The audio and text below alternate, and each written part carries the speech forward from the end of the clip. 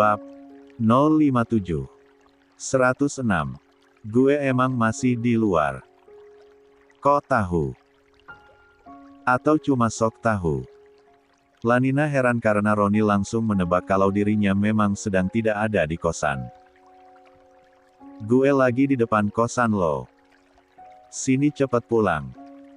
Hah? Depan kosan? Iye. Buruan cepet pulang. Waktu gue nggak banyak nih. Ya ampun. Iya ini langsung pulang kok. Pradit semakin curiga saja. Sepertinya yang menelpon Lanina adalah orang yang cukup penting bagi Lanina karena Lanina terlihat buru-buru ingin pulang. Kak, aku pulang sekarang ya. Temenku dari Jakarta katanya udah ada di depan kosanku. Lanina langsung bersiap untuk pulang. Ya udah ayo aku anterin. Duh, malah makin ngerepotin. Enggak lah, enggak ngerepotin. Ya udah. Makasih banyak ya sebelumnya Kak. Lanina ingin segera sampai karena tak ingin membuat Roni menunggu lama.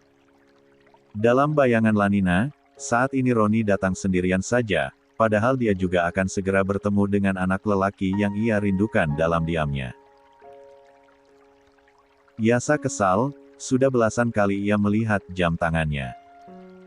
Kejutan kecil yang ingin ia berikan pada Lanina malah agak kacau karena Lanina tidak ada di kosan. Lagi ngadem kali biar nggak sumpek diam-diam di kosan sendiri. Roni mencoba menghibur Yasa. Sampai sebuah mobil muncul dan dari dalamnya keluar Lanina yang tengah tengok kanan kiri mencari keberadaan Roni. Lanina kira Roni menunggu sambil duduk-duduk di motornya, padahal Roni menunggu di dalam mobil bersama Yasa. Wadidaw. Si Nina datang sama siapa tuh? Sama taksi online kah? Masa mobil bagus-bagus begitu dipakai buat taksi online sih? Roni bertanya-tanya. Yasa menatap lurus ke arah Lanina yang sudah cukup banyak berubah. Dan ada yang mengganggu di hati Yasa saat sosok Pradit keluar dari mobil itu. Tidak seperti sopir taksi. Seketika Yasa bisa menyimpulkan. Oh, kamu udah berani pacar-pacaran sekarang ya, Nin? 107. Temen kamu nunggu di mana? Kok nggak ada siapa-siapa di sini? Pradit ikut mencari, tak ada sosok Roni yang tadi diceritakan oleh Lanina saat di perjalanan. Tahu nih, nggak lucu banget Roni ngeprangnya. Gerutu Lanina kesal lalu dia segera menelpon pada Roni. Tapi belum sempat menelpon, Lanina terdiam terpaku saat ada dua orang keluar dari mobil yang terparkir di belakang dirinya. Sungguh Lanina tak menyangka kalau itu adalah mobil yang ditumpangi oleh Roni. Dan yang lebih mengejutkan lagi, ternyata Roni datang dengan Yasa. Siapa yang ngeprank? Orang gue nungguin lo di dalam mobil dari tadi. Kata Roni yang berjalan mendekat. Suara Roni tidak mengalihkan perhatian Lanina dari Yasa sama sekali. Satu-satunya orang yang mencuri perhatian Lanina di detik itu adalah Yasa. Hanya Yasa seorang. Ketika dua pasang mata saling bertemu, rasa yang tersimpan rapi tiba-tiba mencuat lagi ke permukaan hati Lanina. Yas. Untuk menghargai pertemuan Lanina dan kedua temannya, Pradit mengalah dan pulang. Pradit sebenarnya ingin tahu siapa Roni dan Yasa, tapi Pradit tak ingin mengganggu momen. Pradit berkenalan dengan sikap yang santun, Pradit juga berpamitan dengan sopan pada Yasa dan Roni. Sebaliknya Yasa, dia justru bersikap dingin dan skeptis pada sosok Pradit. Entah kenapa. Untuk lebih leluasa berbincang, mereka bertiga mampir ke sebuah warung kopi yang ada di dekat rumah kosan Lanina. Mereka duduk-duduk di sana. Dia siapa? Orang mana? Udah kenal berapa lama? Udah jadian apa belum? Kalau udah jadian berapa lama?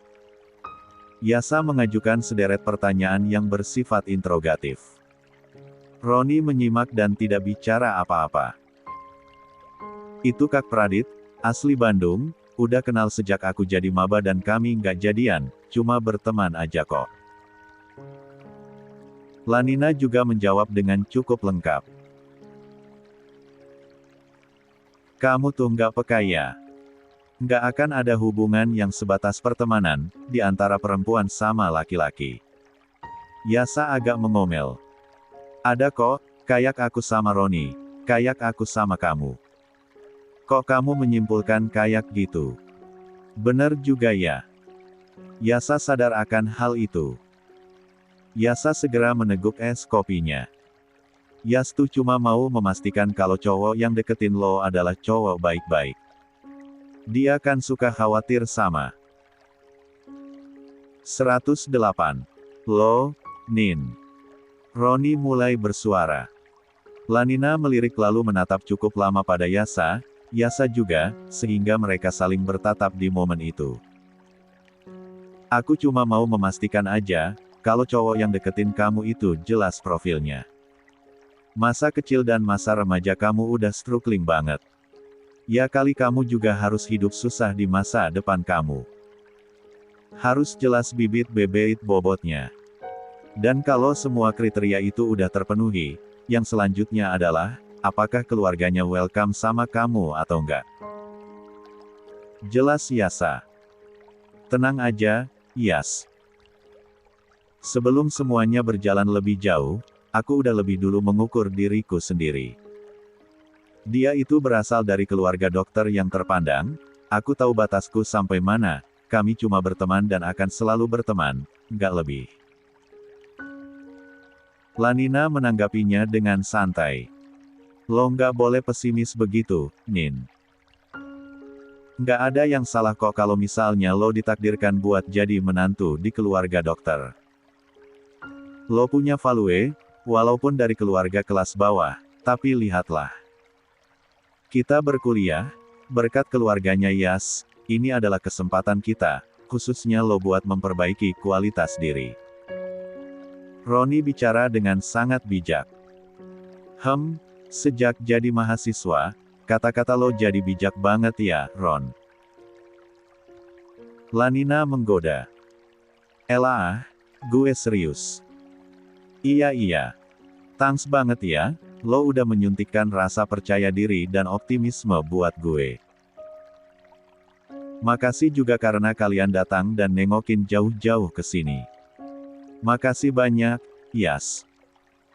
Ucap Lanina dan dia fokus pada Yasa, bukan pada Roni. Semoga hidup kamu benar-benar jadi lebih baik, jangan sampai urusan hati mengganggu fokus kuliah kamu, nasihati Yasa lagi. Siap, Yas. Makasih buat atensinya. Aku kira kamu cemburu, Yas. Tapi kayaknya bukan itu pure perhatian seorang teman kepada teman. Bukan yang lainnya.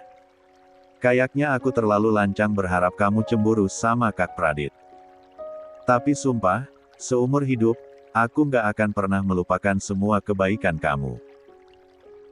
Apapun perkataan kamu, yang bersifat baik, aku akan selalu mendengarkan dan menurutinya, batin Lanina sambil menyeruput minumannya dan sesekali Lanina mencuri pandang pada Yasa yang dengan santainya sebatang rokok yang masih bertahan di antara kedua jarinya.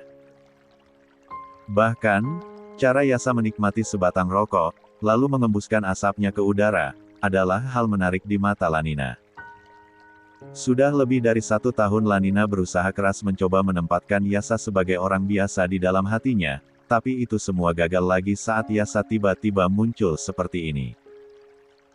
Tapi Lanina tidak pernah berniat untuk berusaha mengejar cintanya Yasa. Tidak. Lanina tak akan pernah berpikir untuk lancang seperti itu. Kalian mau makan apa? Aku punya banyak rekomendasi tempat makan yang enak. Aku yang traktir pokoknya. Kata Lanina mencoba menghidupkan lagi suasana. Wah, laga lu, Nin. Pakai mau traktir kami segala. Serius. Tapi pilih tempat makan yang affordable buat kantong mahasiswa. Jangan harap gue ajak lu makan di resto mahal. 109. Iya, di warteg aja kali ya. Ya nggak di warteg juga sih. Masa kita aja Yas makan di warteg sih? Emang kenapa? Oke aja kok. Yasa merespon dengan positif, walaupun dia anak seorang miliarder dan saat ini sedang mengenyam pendidikan di luar negeri, tapi Yasa sama sekali tak keberatan diajak makan di warteg. Nah, Yas nggak keberatan kok. Dia mah low profil kok, nggak usah sungkan. Kata Roni dengan bangga.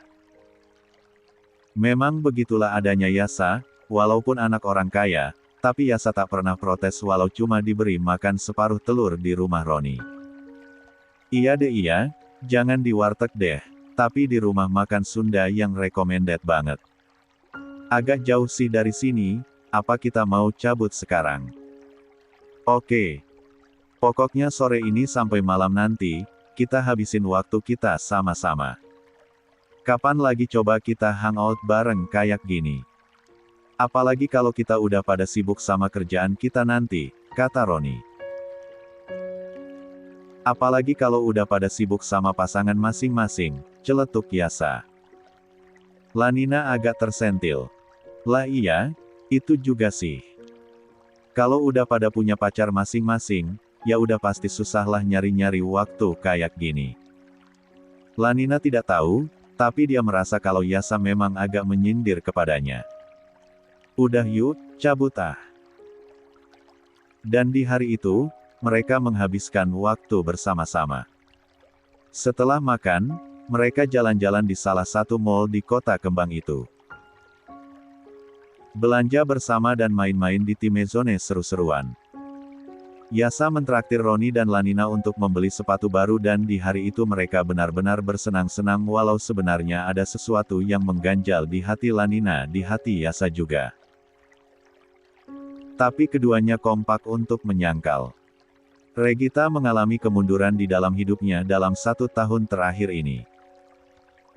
Lepas dari Emil, Regita memulai lagi hidupnya yang baru sebagai artis yang sudah usang dan tidak laku lagi. Alhasil, dia harus mencari sumber pendapatan untuk bisa menyambung hidup dari bulan ke bulan. Sayangnya, saat ia sudah mengumpulkan uang untuk ongkos dan bekal ke London, Regita malah ditipu oleh oknum teman sehingga Regita semakin jatuh terjerembab di dalam kesulitan ekonomi. Regita bahkan rela nge-live untuk jualan dan menjadi afiliator sebuah platform dan live-nya tak selalu ramai, tak banyak barang yang bisa ia jual. Sungguh hidup Regita sangat menyedihkan sekarang dan Regita pantang mengadu pada orang tuanya yang ada di Australia. Ting tong tong tong. Bel berdering lantang. Entah siapa yang bertamu. Saat itu, Regita sedang menyiapkan keperluan live-nya untuk mulai berjualan. Saat ini Regita menyewa sebuah 110 apartemen kecil sebagai tempat tinggal. Lih, siapa sih yang bertamu? Ganggu banget. Gerutunya lalu ia berjalan agak malas menuju pintu. Regita mengintip siapa tamu yang datang lewat door viewer yang menempel di pintu. Sebuah lensa satu arah yang bisa menampilkan orang yang ada di sekitar luar pintu. Yas. Dan betapa terkejutnya Regita saat mendapati sosok Yasa sedang menunggu berdiri di depan pintunya. Sungguh Regita tak menyangka kalau yang bertamu saat ini adalah Yasa. Anak yang ia rindukan selama ini. Beneran itu Yas. Tangan Regita sampai gemetar bahkan harus terjeda saat akan membukakan pintunya. Ting tong. Yasa memencet belnya sekali lagi. Regita segera membukakan pintu tanpa berlama-lama lagi dan Regita menyambut kedatangan Yasa dengan tatap mata nanar penuh rasa bahagia. Yas. Itu kamu. Regita sampai merasa tak percaya. Yasa menatap sang mama yang sudah tak seglamor dulu lagi. Bahkan sekarang wajah Regita tidak seglowing dulu lagi, pasti karena sudah tak memiliki budget untuk perawatan lagi. Masuklah, nak. Sini masuk, Mama benar-benar nggak nenduga kalau ini kamu. Mama akan batalkan live Mama dan Mama akan segera menyiapkan makanan buat kamu. Masuklah. Regita begitu bersemangat lalu menarik tangan Yasa untuk segera masuk ke dalam rumah. Yasa merasa pangling dengan sikap Regita. Regita sangat semangat menyambut Yasa bahkan langsung berniat untuk memasak untuk Yasa. Oh, Mama lagi ada kesibukan. Maaf aku datang di waktu yang nggak tepat, kata Yasa dengan sikap dinginnya. Enggak kok. Mama nggak sibuk. Mama senang banget kamu datang ke sini. Makasih ya udah mau datang ke sini ya, Yas. Mata Regita semakin berkaca-kaca, Yasa merasakan ada atmosfer yang berbeda sekarang. Baru sekarang Yasa merasakan sikap Regita sebagai seorang mama yang sebenarnya. Kamu tahu, Yas. Mama tuh kangen banget sama kamu. Beberapa bulan lalu Mama udah niat mau mengunjungi kamu ke London, tapi Mama malah kena tipu. Mama invest di orang yang salah sampai semua uang Mama raib nggak ada jejak. Regita bercerita dengan lirih dan Yasa tak menyangka kalau mamanya mengalami banyak hal buruk selama ia tidak ada. Makasih ya, Yas. Makasih banyak, ucap Regita sambil menggenggam tangan Yasa erat-erat dan lama-kelamaan setitik dua titik air mata mulai meniti membasahi pipinya. Entah kenapa, kali ini Yasa merasakan itu adalah air mata yang tulus, bukan lagi air mata buaya yang selalu Regita tunjukkan sebelum-sebelumnya. 111. Ada dinding hati yang tersentuh, ada rasa tak tega melihat sang mama hidup dalam situasi yang sulit ini. Padahal tadinya Yasa datang menemui Regita karena dorongan dari Bian dan Widuri. Bian berkata, pergi temui mama kamu, pasti dia sangat merindukan kamu. Enggak males. Yasa menjawab. Enggak boleh begitu, Yas. Temui mama kamu, dorong Widuri agar Yasa mau. Dan akhirnya Yasa mau. Sekarang, apa yang Yasa saksikan adalah hal yang rasanya mustahil Regita alami, rasa-rasanya Regita tak mungkin mengalami kesulitan seperti ini. Yasa tertegun lalu sesekali memperhatikan seisi ruang apartemen kecil itu. 112. Yasa duduk di sofa memanjang yang menjadi satu-satunya furnitur paling mencolok di ruang apartemen. Diliriknya ke sisi dekat kamar, ada tripod, ring light dan beberapa pakaian yang digantung di hanger. Itulah perangkat kerja sang mama saat ini. Hidup pas-pasan hasil cuap-cuap dalam sebuah live dan hasilnya tidak selalu memuaskan. Bahkan Regita harus banyak-banyak menghemat demi untuk bisa bertahan hidup di hari-hari berikutnya. Mama belum belanja, kulkas mama kosong, tapi masih ada ini. Regita datang membawakan segelas minuman segar untuk Yasa. Atau kamu mau nunggu? Mama akan ke pasar sebentar buat beli bahan masakan, Mama akan buatin makanan spesial buat kamu, kata Regita lagi dengan penuh semangat. Nggak usah. Yasa menolak dengan jawaban yang singkat saja. Regita duduk bersebelahan dengan Yasa dan Regita menatap Yasa dengan bangga sekaligus sukacita karena akhirnya kerinduan yang ia simpan selama setahun ini terbayarkan juga. Maafin Mama ya, Yas. Sumpah, hati Mama tuh menggebu-gebu pengen ketemu sama kamu, tapi keadaan Mama sangat terbatas sekarang. Bisa saja Mama minta bantuan opa-oma kamu, tapi mereka udah sakit-sakitan terus. Mama nggak mau membebani mereka lagi, ucap Regita. Selama Mama kerja keras, sampai nggak ada waktu buat hal lainnya. Mana hasil kerja keras Mama? Kenapa Mama tinggal di apartemen kecil ini? Tanya Yasa. Wajah Regita mendung lagi dan sungguh ia merasa miris dengan hidupnya sendiri. Mama mau protes pada Tuhan, kenapa Mama mengalami nasib nahas seperti ini, tapi kemudian Mama sadar kalau selama Mama ada di atas, Mama nggak pernah bersyukur, bahkan Mama mengenyampingkan banyak hal penting, salah satunya adalah menunaikan kewajiban Mama sebagai seorang ibu buat kamu. Mama juga udah mengkhianati papa kamu dan Tuhan bayar secara kontan. Yes, Mama juga berakhir dikhianati. Mama rasa ini impas, Mama nggak berhak untuk mempertanyakannya lagi pada Tuhan.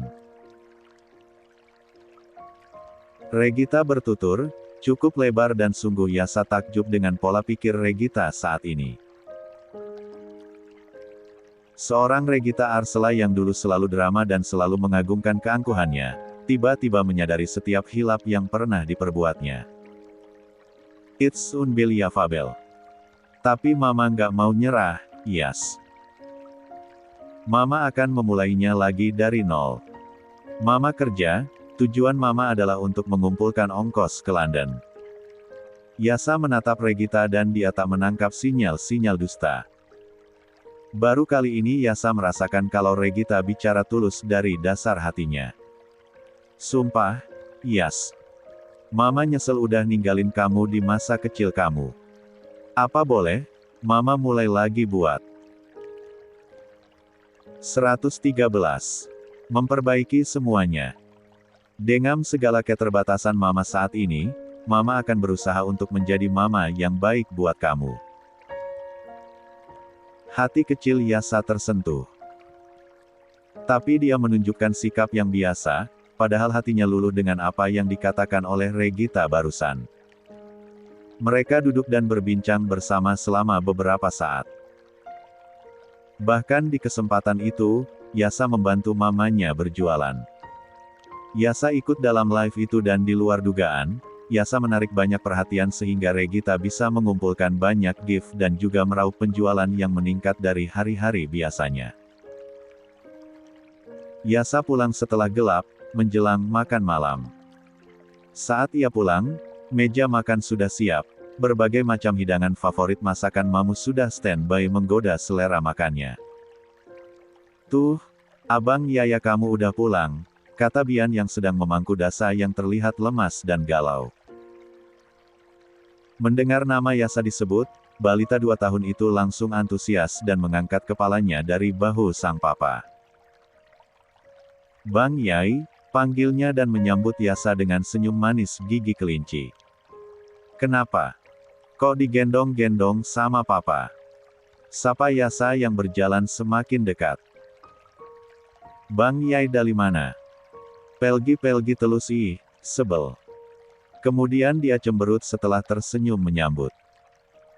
Iya deh iya, besok sampai seterusnya abang gak akan pergi-pergi lagi.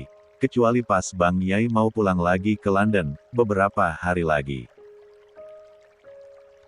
Aku mau main sama Bang Yai, aku mau sama-sama Bang Yai, ucapnya dengan bibir yang agak manyun, itu justru menambah rasa gemas di hati Yasa. Bian tersenyum tapi dia tidak berkomentar apa-apa, kecuali di dalam hati. Sejak kecil, kamu gak pernah diposesifin sama mama kamu, Yas. Dan sebagai gantinya, sekarang kamu selalu dicari oleh adik kamu. Papa juga bisa merasakan apa yang kamu rasakan saat ini, sepertinya kamu bahagia sekali setelah kehadiran Dasa. Dan asal kamu tahu aja, papalah orang yang paling bahagia melihat ini semua. Pah, aku mau turun, ucap Dasa dengan kadelnya, dia menyadarkan Bian dari lamunannya. Oke. Sahut Bian lalu menurunkan Dasa dari pangkuannya sehingga Dasa bisa lebih leluasa bermanja pada sang kakak. Mau peyuk sama Bang Yai, pinta Dasa dengan sikap manjanya. Utututu, sini-sini, peyuk duyu, tukas Yasa sampai latah dan ikut-ikutan menggunakan kata-kata manja seperti yang terucap dari mulut mungil sang adik. Ada apa sih? Seru banget kedengerannya, ucap Widuri yang baru datang dan bergabung di ruang tengah itu. Dia muncul dari arah dapur. 114. Biasa, dramanya Dasa, jawab Bian sambil tersenyum. Yang benar-benar mau memanfaatkan waktu bersama Bang Yayai tercinta. Gimana rasanya diposesifin sama Dasa, Yas? Tanya Widuri dengan nada menggoda. Yasa mengangkat wajahnya yang saat ini sedang berjongkok dan berpelukan dengan Dasa yang memeluk erat mengalungkan tangan mungilnya di leher Yasa. Aku belum pernah diposesifin kayak gini, so far, no problem sih. Anggap aja sebagai simulasi kalau nanti punya pacar manja dan posesif. Aku udah terlatih sejak sekarang, jawab Yasa dengan santai. Jawaban Yasa membuat Bian dan Widuri tak berhenti senyum-senyum sendiri. Widuri bahkan membayangkan betapa beruntungnya calon kekasih Yasa nanti. Yasa adalah anak lelaki yang penuh daya tarik yang memiliki segudang cinta yang akan ia persembahkan untuk orang terkasihnya. Walaupun ketus, walaupun mantan berandal sekolah, tapi itu tak mengurangi pesonanya. Makan malam udah siap, kita makan dulu yuk, ajak Widuri agar mereka segera pergi ke meja makan. Ayo, kebetulan aku sudah sangat lapar, sayang, aroma dari arah dining area sudah berkeliaran sejak tadi di sini, jawab Bian. Ya udah ayo. Yas, ajak Dasa ke meja makan ya, ucap Widuri pada Yasa. Oke, jawab Yasa tanda setuju. Walau sudah sampai di rumah, sebenarnya ada setitik perasaan yang tertinggal di hatinya. Yaitu perasaan cemas dan iba dengan keadaan sang mama saat ini. Yasa duduk bersama di meja makan dengan keluarga yang lengkap. Sementara Regita. Tapi Yasa berusaha keras menyangkal perasaan itu. Sekarang ia akan kembali fokus mengasuh adik manjanya, memenuhi stok kenangan untuk membayar kerinduan yang kelak akan ia rasakan saat ia kembali ke London. Widuri menyirir rambutnya di depan cermin. Dia terlihat cantik dengan wajah polos tanpa polesan make up sedikit pun. Sehelai gaun tidur berbahan satin melekat di tubuhnya yang semakin aduhai sejak menjadi seorang mama, benar-benar definisi seorang hot mama. Sayang, panggil Bian yang tahu-tahu berdiri di belakang Widuri sambil memainkan rambut panjang yang baru selesai disisir itu. Iya, Mas. Widuri menatap Bian lewat pantulan cermin di depannya. Aku rasa Dasa udah cukup pantas buat punya adik bayi, bisik Bian, embusan nafas menyisir area tengkuk Widuri sehingga membuat aliran darahnya mengalir deras. Gairah mulai bergelora, padahal belum ada sentuhan yang benar-benar intens. Mas. 115. Ayo, sayang. Kita perbanyak usaha lagi mulai sekarang. Aku menginginkan keturunan yang banyak bersama kamu, bisik Bian lagi, kali ini sambil melahap telinga Widuri sementara jemarinya merayap masuk ke dalam pakaian Widuri. Meremas-remas sambil diselingi dengan perintilan gila yang membuat tubuh Widuri bergelinjang menikmati sentuhan.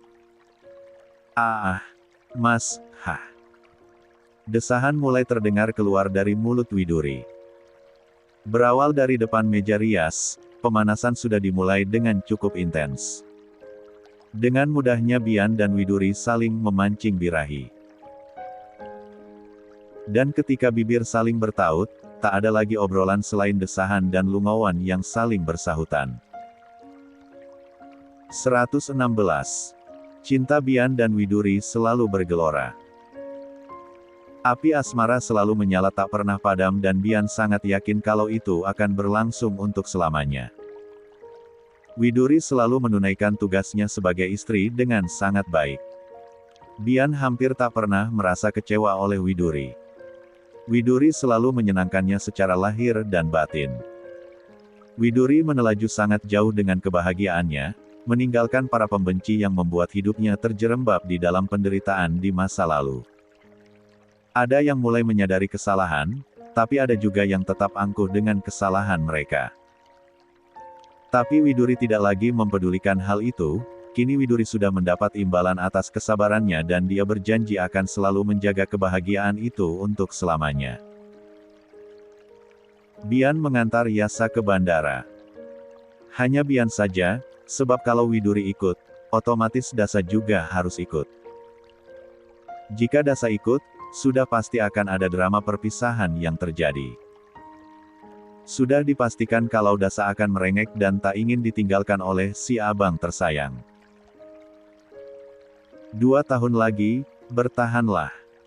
Ucap Bian, walau singkat, tapi terkandung motivasi di dalamnya. Iya, Pak. Fokus. Kalau Papa boleh minta sih, kesampingkan dulu urusan asmara. Tapi, itu bukan larangan, cuma advice aja supaya kamu bisa lebih fokus menyelesaikan studi kamu.